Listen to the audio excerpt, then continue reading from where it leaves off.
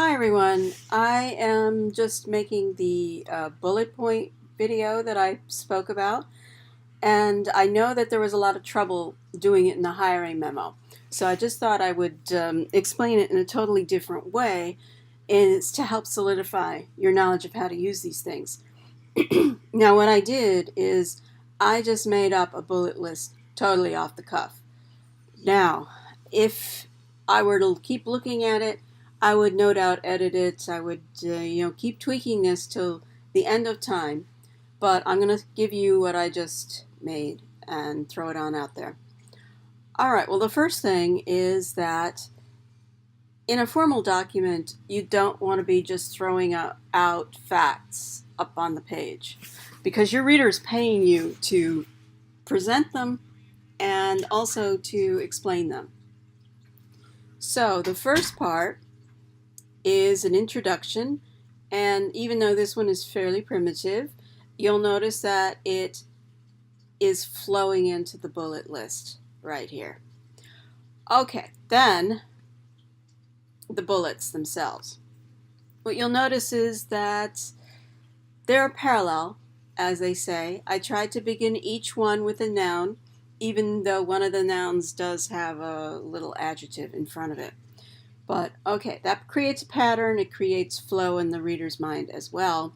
I tried to keep this fairly short, or keep them fairly short, because as I noted on a lot of the hiring memos, if you have too many bullets, your reader is going to think, oh my God, can't you just consolidate some of these? This is overwhelming.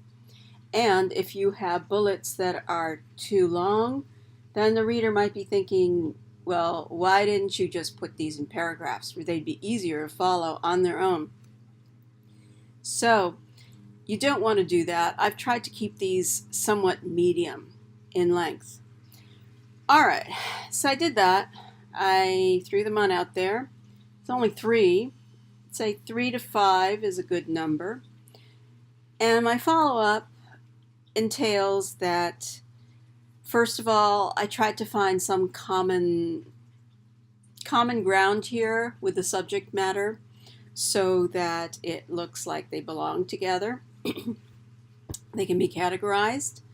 And so, I noted that there were quite a few, that all of the bullets were about management or supervisory failure.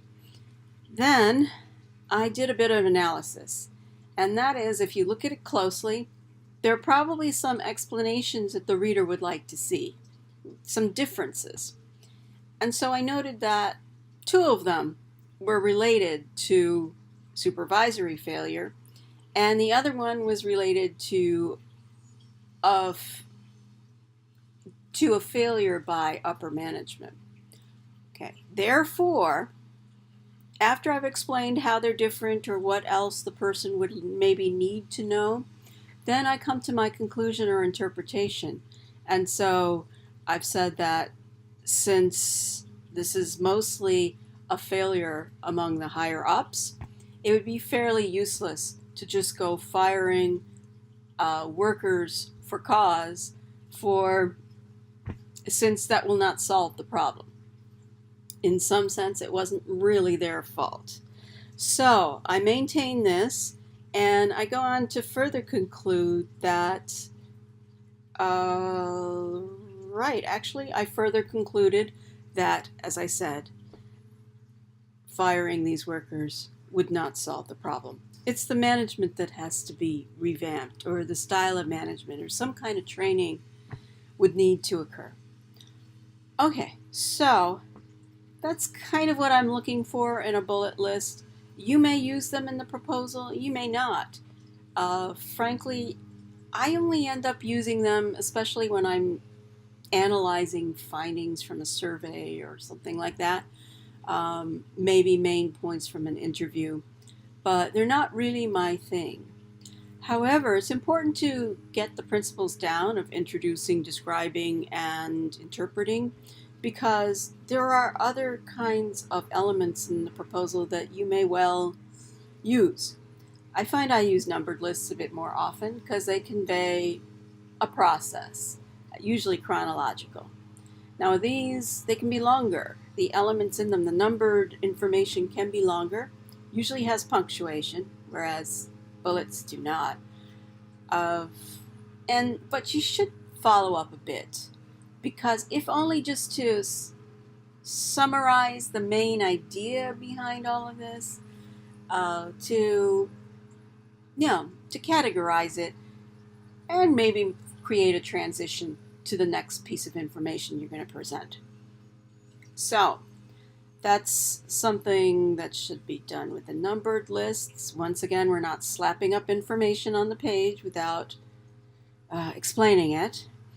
But finally, graphics.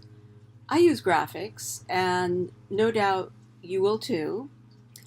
And I know that many professors want them at the end in the appendix, but frankly, I don't want that. I want you to put it inside the proposal document itself. And the reason is that it's like a book. You don't read a book and then go 300 pages to the end to look at the graphic. So it is important, though, to explain them for your reader. Some people are visual, some people are not. In any case, it should be worked on. The chart or graph or whatever needs to be worked on. So you need an introduction that would just tell the reader, like, what is this and why is it here? Then you do need a description, even if it's a pretty simple pie chart. You may think like any moron can understand this, but no, just for the sake of flow and also just safety and interpretation, you want to make sure that you're on the same page with your reader. All right, so description is important. Describing what the blue line is doing and the red line and the yellow line, and how much it's changed. And then for the conclusion or afterwards, then you want to interpret it. So you may have described the lines a little bit, but interpretation is where you tell the reader what all the lines mean. And then you tie it into the main point you're trying to make in your proposal or in this particular section. Okay, so those are some of the ground rules for using, Exhibit A kind of evidence in proposals, reports, or whatever it is you're writing.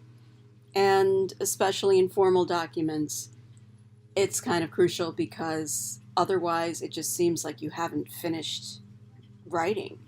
You just got a bunch of facts. So it's like you're giving the readers your notes. So thanks, and let me know if you have any questions about this, and I'd be happy to elucidate a little bit more. Thanks.